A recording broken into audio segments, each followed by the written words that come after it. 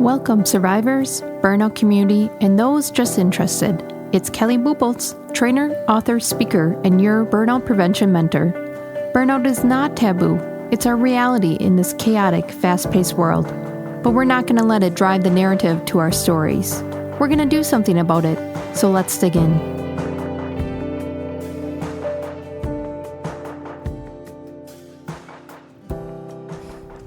One of burnout's hidden losses is grieving the life you expected.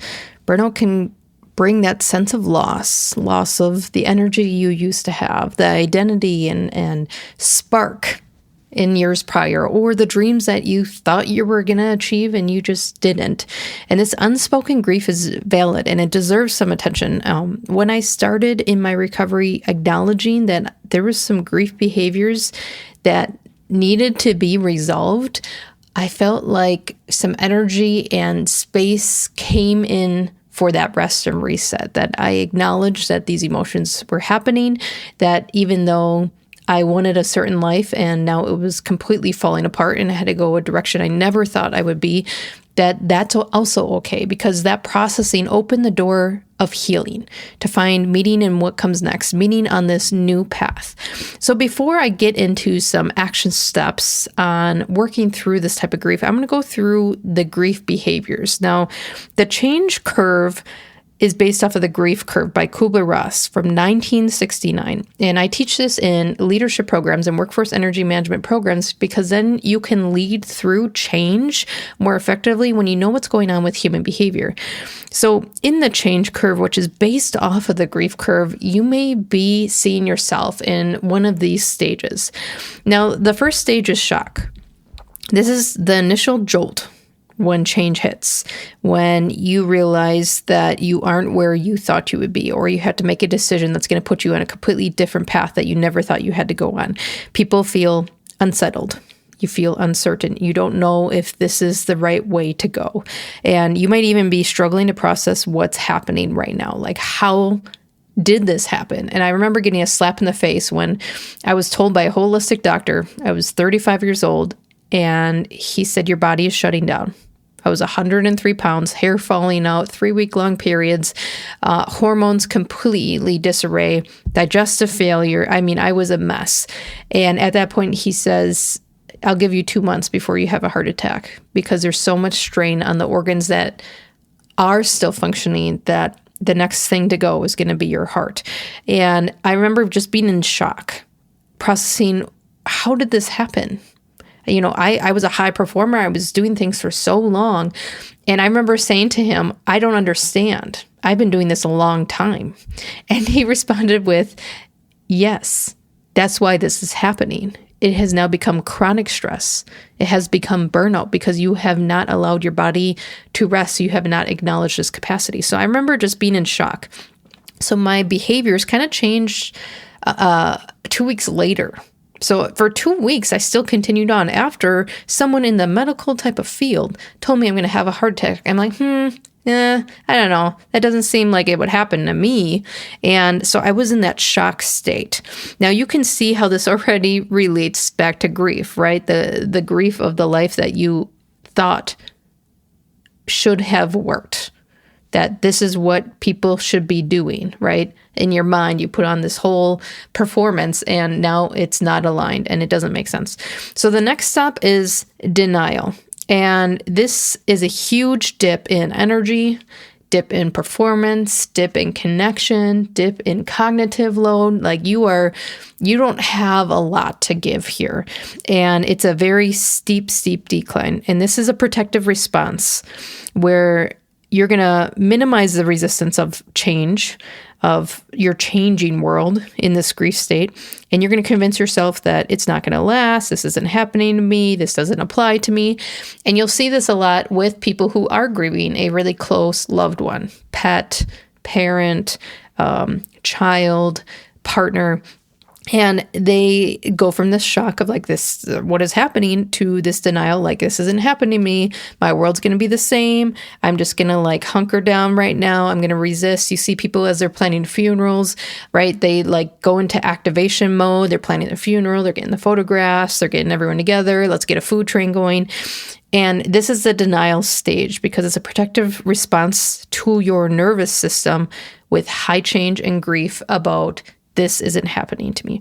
Now, the next phase is kind of ugly, and you can be in this phase for 6 months to 24 months, depending on the event, but that's depression. It's the lowest part of the curve. And this is when the reality weight really sets in, that your motivation has completely dipped, your energy is low, and doubts about the future and the path that you need to go are glim. It's surfaced that I need to make some changes, that my world has changed, and it will not be the same. Now what? And this is where I wish I knew then, this stage, even though I was training with leaders, I just was not connecting it to my own life. And I needed to grieve this space, because when you can feel this, when you can really process this low point, you can actually start to move up into energy faster. But we sit there, and I want you to allow time, because that is important. Don't skip this step. It will resurface in worse ways later if you suppress this. But I didn't allow myself to grieve the life that I expected, the changes that were happening. I just knew I had to change. I had to keep moving. I was always a really good troubleshooter and a critical thinker, so it just came natural to me to just keep moving forward. And I didn't realize I need to sit here for a little bit. I need to sit here and grieve the life that I expected, that I wanted to live, and it didn't work. It ended up being misaligned. So sit in this space for a little bit of time to really understand and process it. Now, when you begin processing this, you actually start to move up in motivation, in energy, in performance, and that's called experiment phase. And this is where your curiosity of this new world begins to return, that you start testing new ways of where you fit, how things go, unlearning old things, exploring how this change or this grief change might fit in the new world. So now that you have grieved the life that you're expected, you're beginning to rebuild the life that you want. And this is a really cool phase. This can last for years. This can go in different directions, depending where you start and where you want to go. But this is a fun phase in which you start to rediscover who are you now in this new world. Now, I asked a supervisor in one of my programs, how can you be more energetic, higher performance and motivation than the beginning of this whole thing after you lose yourself, after you lose your loved one, after that grief? And he said that you just value moments. You value life. You value the little things so much more because you have lost it. And I thought that was so amazing, because when you look at this curve and how it flows in this experimentation and integration phase, the last phase, it's actually higher performance, higher energy, and higher motivation than the beginning, than even before the grief, than even before the change.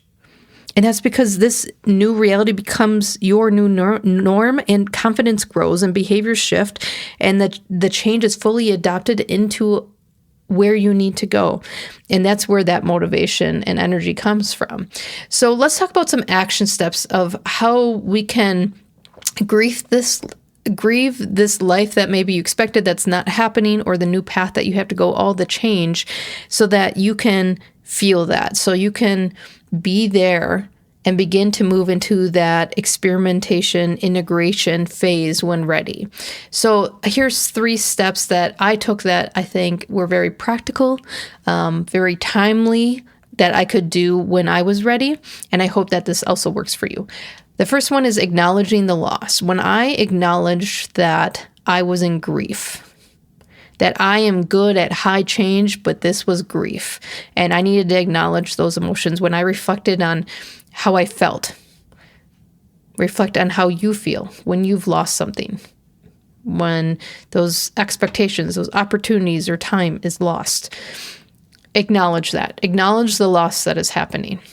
Then I want you to release the perfection of what you want this life to be. I mean, there's goals, there's visions, there's what feels right, but I want you to give yourself permission to let go of all the shoulds, should haves. I should have done this. I should have had that conversation. I should have done this a long time ago, and focus what is right now. You cannot change the past. We all know that. So when you acknowledge the loss and then release that perfection of should haves, you will feel a release of, well, this is what it is now. And do you see that weight just lifted?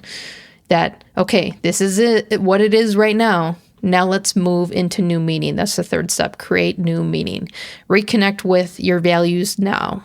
Reconnect with the goals that align with where you are now that this grief, now that this change has happened, and create new meaning. So that's when I started actually speaking about burnout. So I was doing leadership training programs. I was building my business. I also was working in human resources still. And I started speaking about burnout. And this large thing that happened to me, I began creating meaning around as I navigated into practical tools, tips, and techniques, because what the doctors were telling me weren't working. If you got to show up for your family and show up for work, the things they were telling me were so misaligned with the working families.